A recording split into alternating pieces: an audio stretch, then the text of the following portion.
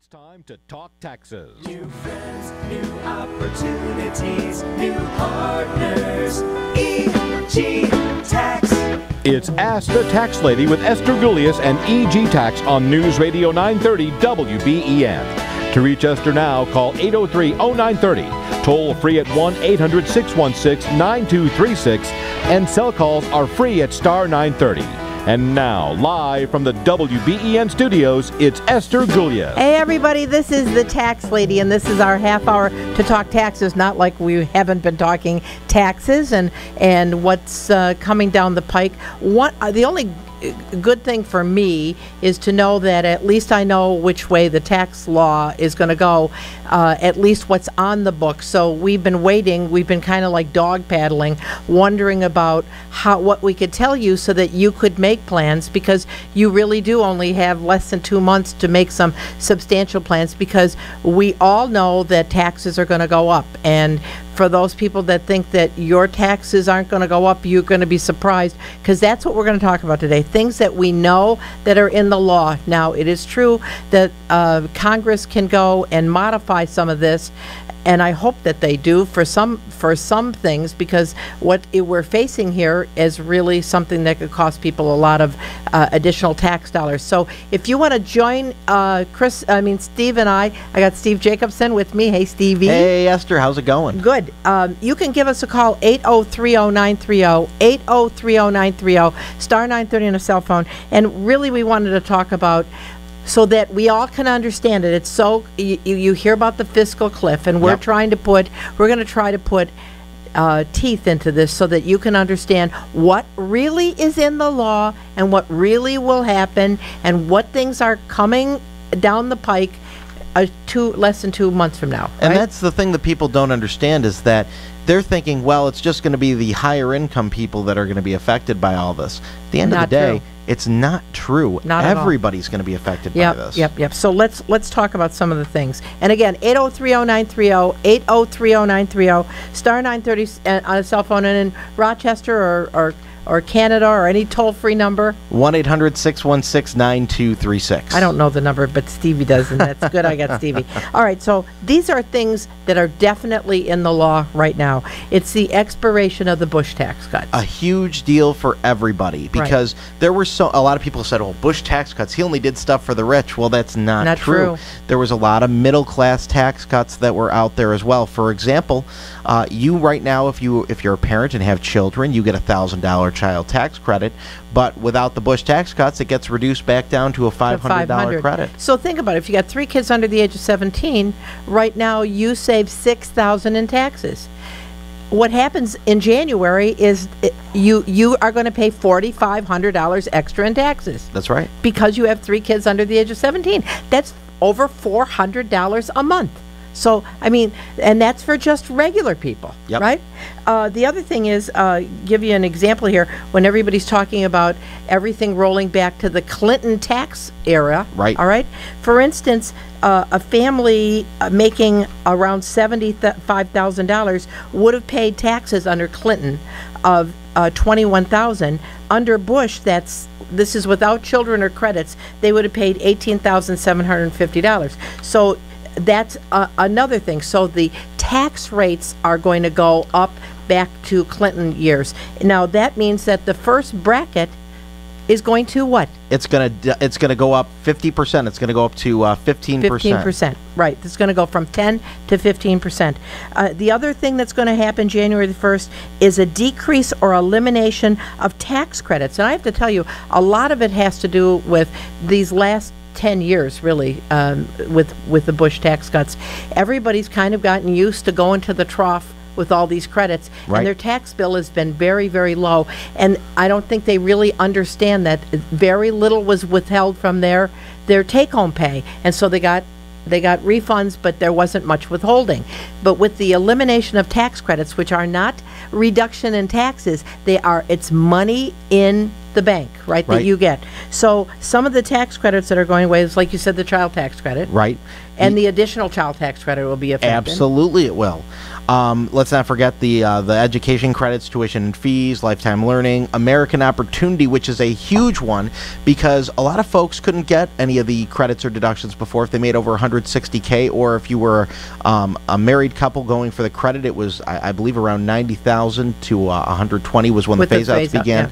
Yeah. And now with the AOTC, you can make up to $180 and get a killer credit for having a kid go to higher education. But that's going away again January the 1st. That's right. The alternative minimum tax. That's the big one. And people don't realize that the alternative minimum tax is a minimum tax that they make you compute to make sure you're paying at least a level that they like, and they make you take all your itemized deductions and all your credits and add them back in. That's been going up to compensate for inflation. They're going back to 2000 levels. Right, that's absolutely right. So that's a big one. You talked about educator expenses, because teachers that are able to write off the first 250, not anymore. Student loans. A big thing, taxability and tax rates on capital gains. Oh my gosh. And right now, what people don't know is they say, well, capital gains, well, that's because Romney wasn't paying whatever it is that he was paying. He was only paying 15% when he was making so much money. Well, guess what? Those of you who are in the 15% or bracket or lower also got a break. You didn't pay anything. You didn't pay. You paid 0% taxes on any capital gains or qualified dividends. Right. So it is true. I think where you know the politicians on the other side of the aisle were saying, oh, these rich guys are getting the tax break. It's true. But, you know, not only did they get the tax break, so did we. So did we. You know, normal people that might have sold stock and they had a $30,000 gain. If they were in the 15% bracket or lower, they paid it at 0%. Now that's going to 20%. Right. So that's a 20% increase on the sale of capital gains. So, but that's why I want to make sure that if you're somebody who's worried about the cap gains rate going up and you want to call EGTax during the week, we'll sit down with you and tell you want to look at your portfolio. I know Mike and Glenn were just in here, and Glenn specifically, and he talked about meeting with some of his staff. This is a serious thing you want to take a look at, because if you have appreciation in your portfolio and you're thinking of selling it a few years down the line, you might pay thousands and thousands and thousands of dollars more down the line than you would pay right now. So it might be better off to sell it, pay the little bit of taxes, if any, now, get an increased basis, and buy back. That's right. And the thing that I also want to go after, too, because you're talking a lot about cap gains, and I'm right there with you, but AMT is such a big deal that people don't realize what AMT is and how it affects them and how it could affect them. What that means is alternative minimum tax was something that came out in the 1950s for high-income earners. And it was the government saying, no matter how much you have in deductions, we're going to make you pay X amount of dollars in taxes no matter what. Right. And so what people don't know is that this really hasn't increased much with inflation, and what little it has, it's protecting a lot of you right now. If that goes away and it goes back to the old levels, which is the levels that we're talking about here, we did a tax return a couple of years back when it was that close to not passing through, and the guy made around $60,000 a year with 2 kids, and he was getting hit with alternative minimum tax, and he basically was owing money rather than getting a $2,000 refund that he was getting in the past. Right, and then you couple that with the increased tax rates, with the loss of the credits. You know, all of this is going to add up. Another thing that's coming down the pike is the elimination of the marriage equality. In other words, they took away the marriage penalty. But starting, if we go back to the Clinton years, it's more expensive to be married. Yep, and the average person is sitting there thinking, well, what's the marriage penalty? Well, putting it in easy terms, usually what they do is they double whatever the single rate is. So let's say, for example, your standard deduction, for example's sake, is $5,000 being single. Then the marriage rate should be $10,000. Well, what they're really going to do is they're going to make it only 1.5 times. So instead of having a $10,000 standard deduction, you're only going to get $7,500. Right, just for simple. I mean, specifically, it's not going to be those but that's what it is. So all the way through the tax code, you find out the way it used to be is it was much better to be 2 single people living together as opposed to a married couple. And by the way, that applies to phase-outs on credits too. For example, right now, if you're a married person, you can make up to $110,000, single people $55,000, but now it's going to be probably closer to the $70,000 mark if we do the math. And I just want, this is not to scare you, this is what is scheduled for January the 1st. This is why the market went down 450 points. I mean, this is a reality. The other thing is the extension of unemployment is up. The new taxes imposed by the Affordable Care Act is coming in. That's a new thing. Sequestration's coming in which is automatic cuts to defense and other spending things that are automatic. So all of these things are happening the 1st of January. Which, by the way, cuts to defense spending, I know a lot of you out there were thinking, well, gee, they said before the election there are going to be no cuts to us, the contractors, but guess what? It's probably going to be you that gets cut, and then that means more people without jobs. Right. So those are just some of the things, and we're going to talk about specifics on the Affordable Care Act, which lovingly known as Obamacare, so you would know. And I have a tangible example of a couple with $75,000 in income, just to show you how much the tax rates are slated to go up. And we're not here to scare you. We're here because we want to educate you. And I know that there was a clothing store that says an educator consumer is our best customer, but it's true. You can't make intelligent decisions without knowing what's really coming down the pike. And don't think this is just for people that are upper income. I'm talking about people in the 10% bracket going to 15%. People with children that would have gotten $1,000 refundable additional child tax credit. It's going away. So this is very important. And I know we've had people waiting, and we're going to start with, I don't know, no name. How can I help you? Hello? Tom West Seneca. Hey, Tom. Seneca.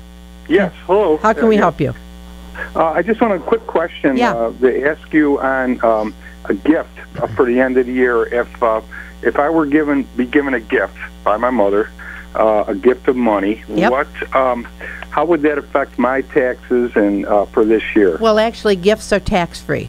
So if Mom gives you cash, or anybody gives you cash, and it's not the gift of an annuity or a gift of an IRA or a gift of stock, then it's going to be completely tax-free to you, not deductible to the giver, but not taxable to you, the receiver. Right. Is there a certain amount on that?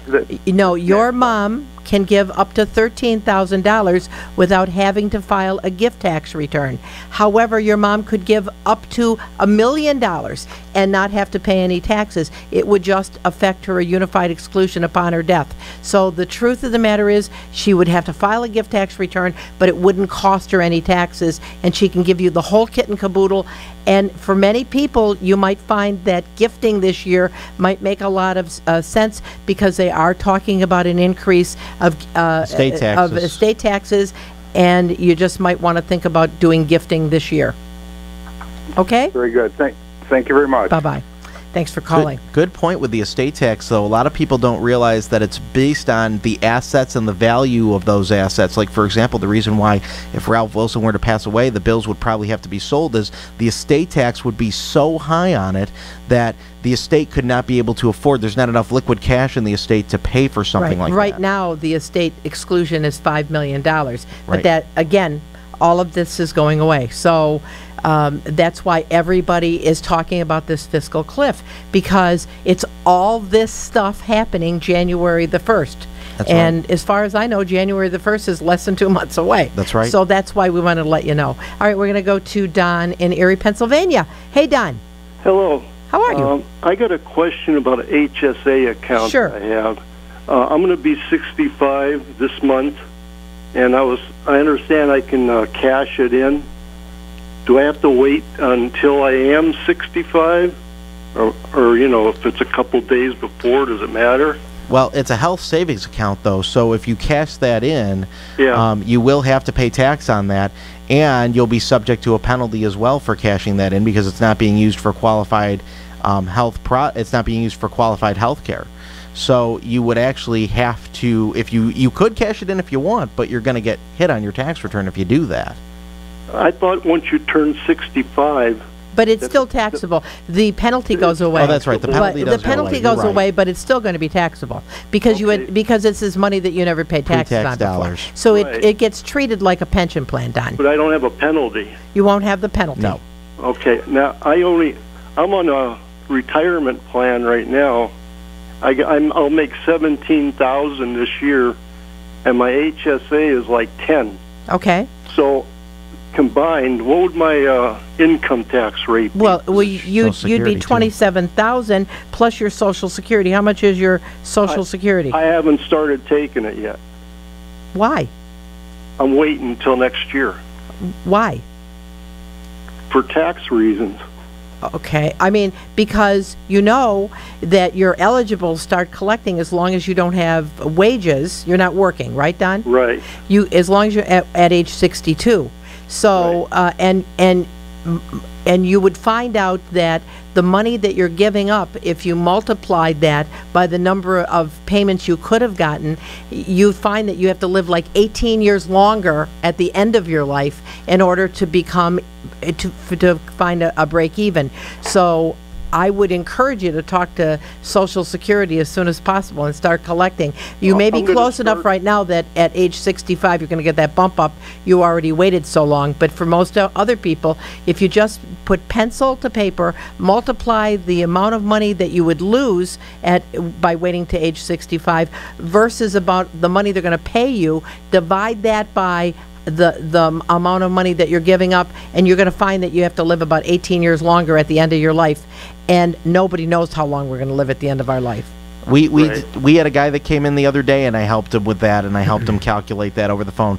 We determined that he had to be pretty close to 90 in order to make it up. To break even. So if you know you're going to make it to 90, that's great. Then again, you have to look at the quality of life that you're going to have at 90, and if you really need the money, when you're younger, you have stuff to do. When you're older, and then the truth of the matter is, Don, you really don't know. That's right now, Social Security, I don't care what the politicians tell you, go to the Social Security Administration. Social Security is on the verge of bankruptcy. So you don't even know that you're going to be, that there's going to be this system in place when you go to collect it at the end of your life, so to speak, okay? Right. Well, we'll just do the best we can. That's true, Absolutely. Don. But if you want to have us work out the numbers for you, you can call us at 1-800-829-9998. That's our toll-free number for people out of the area, 1-800-829-9998. And you can talk to any of us in the office, and we'll work out all the numbers for you, okay? All right. Thanks, Don. your time. Bye-bye. And I'll tell you, he might as well collect now because I know I'm not getting it, so somebody might as well be, darn it. That's right. I guess I will then, Steve. There you go. Good. I'm the old lady. Good. I'm Esther Gulyas, the tax lady. If you want to join us here in studio, 8030930, 8030930, star 930 on the cell phone, and we're going to go to Jim in Buffalo. Hey, Jim. Hello. That sounds like some great advice you gave to the last caller there. Thank you. I'm disabled, and I just got a check. Well, actually, a month ago I haven't cashed it, but for $7,300. I haven't had to pay tax for the last 4 years, and I haven't filed. And just a caveat is most of my family goes to you, and they're very happy with you. But I'm curious, will I be taxed on, because it's family trust money is where the check came from. Okay. But you have no other source of income except for Social Security, right? Correct. Okay. So you're a single guy? Yes. Okay, so your standard deduction is like $3,800, and your personal exemption is $3,800, and your standard deduction is like $500, right? $5,800. So 16. So until your income gets to $9,600 from taxable sources, you don't have to file a tax return. So even if, and I don't know if the $7,300 is taxable or not, but even if it were, you still aren't at that $9,600 taxable level because the Social Security is not going to be taxable. And I'm right there with Esther because of the fact that you don't even know if the whole amount's taxable. Some of that could be from interest, some of it could be from dividends or cap gains, where only the gains are taxable. But you still don't have enough. So your Social Security is not going to be taxable, so you don't have a problem. Oh, thank you. But I will tell you, Jim, holding on the check, even if it were taxable, if you did have a taxable liability, wouldn't mitigate the fact, because you didn't cash it, that you got the money. It still would have been taxable. So take the money and go have a good time. Okay. All right? Thank you. Bet it all on black. And anyway, it's close to Christmas time. Got to buy all those presents. Got a little windfall. That's right. But he's in good shape. And we're going to go to Ken in Amherst. Hi, Ken. Hi, guys. Good afternoon. Good. Hey, listen, I'm a 40-year-old guy, truck driver. I'm, in a rock band for fun. I really never grew up. I have no kids, but I'm married, so 40 years old now. I'm starting to think, my God, I never saved. I really never did anything. Always went from paycheck to paycheck. Well, the company that I'm with, I got two questions, actually. The company that I'm with, we have a $5,000 deductible. We have an HSA plan where they put $100 a week into the plan. Unfortunately, my scripts every month are about like 500 and something for my wife and I because of our deductible is so high on our independent health. Now, beyond that, it's like so I use my HSA. I use $100, more than that every week, to pay off your medical until we meet our deductible. And the other thing, really quick here, is the other thing is that with darn it, when you put the money into, I wanted to say the savings thing. The 401k? Pension plan, right? You. Yeah, okay. I'm like Russia, I'm setting for the best time. The 401k, that right there, they don't give us anything towards it. We put in our own money for it. I only put in 8% a week. But I noticed that after we've only had it for like a year, they don't match it, but I have about $1,400 in it. And I'm thinking to myself, boy, is it even worth really doing? I don't see any money really coming, going into it. And should I just like to say whatever, pay the $150 fee, just take it out and pretty much just hide money underneath my mattress? Okay, all right. I make $50,000 a year. That's it. You make $50,000 a year? Yeah, just about, right. Okay, 50, 51, all right. Right. All right, now you have kids, Ken? No kids. No kids, so it's just you and your wife. Yes, but she's unemployed. She's on $280 every other week for workers' comp, so she barely makes anything as well. All right, and so are you over the road? No, I'm home every other day, but I do spend every other night in my truck, so I do claim a lot. All right, are you self-employed or are you an employee?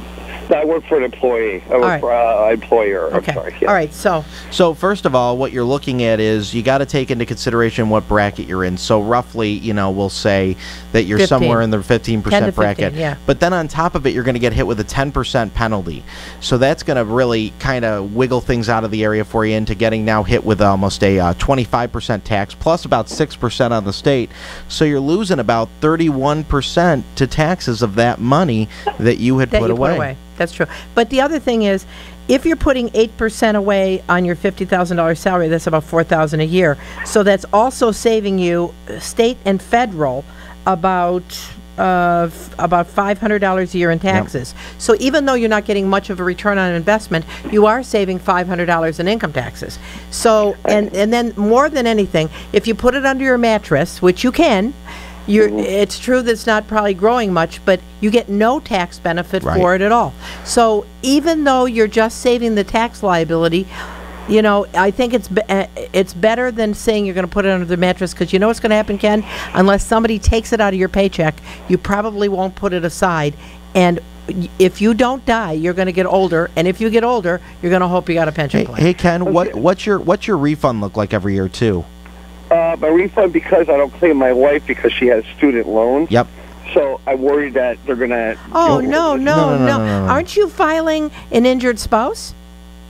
No, I'm not. Okay, look, you got to amend those last 3 years returns. You and your wife have big refunds. If you file as an injured spouse, they